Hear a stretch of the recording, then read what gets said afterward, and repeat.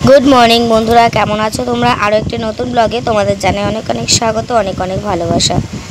আজকে খুবই ছোট্ট একটা ব্লগ তোমাদের সাথে শেয়ার করছি। সকালবেলা জলখাবারে দিয়েছি রুটি তরকারি, সাথে ছিল মিষ্টি।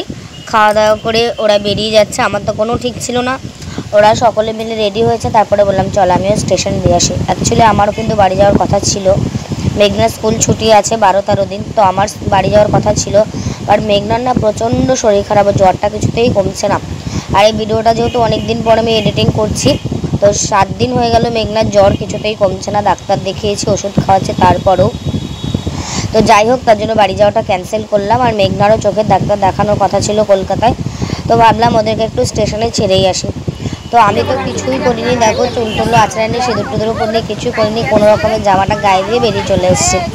মনটা খুব খারাপ লাগছিল। সকালবেলা বড়দা, মা, ছোটদা, বৌদি, শেষদি সবাই চলে গেছে সকালের ট্রেনে। কেউ গেছে ট্রেনে, কেউ গেছে বাসে। আর পরে হচ্ছে গিয়ে 11টার ট্রেনটা একটু লেট ছিল, আম্রলিপ্ত এক্সপ্রেসে ওরা যাবে। ওরা হাওড়া থেকে আবার কৃষ্ণনগর, হাওড়া থেকে আবার ওরা রানাঘাট যাবে, মানে বড়দির বাড়ি।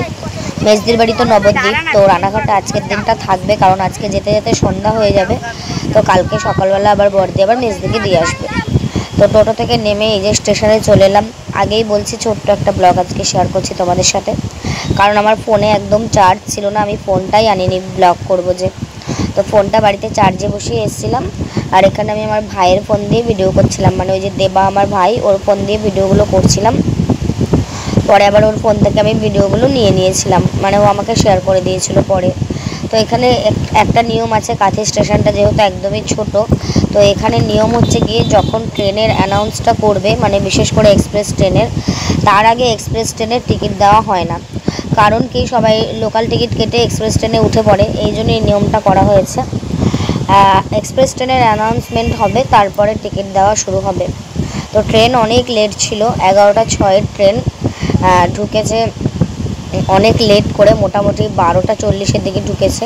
12টা, হ্যাঁ ওরকমই হবে, 12টা 35-40-এ, অনেকটা লেট ছিল। তো ওদের ট্রেন ঢুকে গেছে।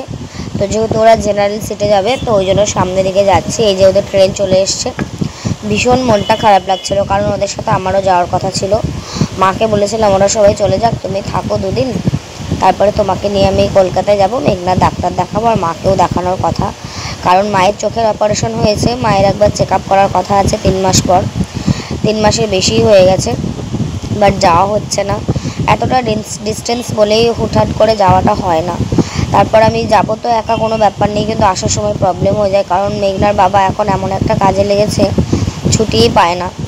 তো সপ্তাহে 1 দিন ছুটি, শনিবারে যদি দিয়েও আসে, আবার আস্তে আস্তে ও রাত হয়ে যাবে, এতটা ডিস্টেন্স যে, ওই জন্য ভালো করে ভিডিওটা করতে পারছিলাম না। মেঘনার প্রচণ্ড শরীর খারাপ, ঠান্ডা, সর্দি, জ্বর, তো এত মনটা খারাপ লাগছিল কি বলবো।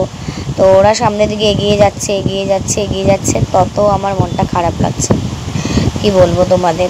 দেখতে দেখতে এমন কতগুলো দিনগুলো পার হয়ে গেল, মনেই হচ্ছে না। মনে হচ্ছে এই যে দিন এলো, শুধু দিন গুনেছিলাম কবে মেঘনার জন্মদিন আসবে।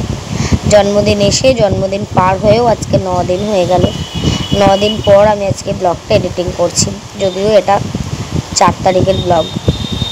যাই হোক, ছোট্ট একটা ব্লগ তোমাদের সাথে শেয়ার করলাম, কেমন লাগলো জানিও। এরপরে আমি আর ভিডিও করতে পারিনি, কারণ ওর ফোনটা ওকে দিয়ে দিয়েছিলাম। আর আমার হাজব্যান্ড নিতে এসেছিলো আমাকে স্টেশনে, কাছ থেকে আসার সময়, লাঞ্চ করতে আসার সময়। তো চলো আজকে টাটা।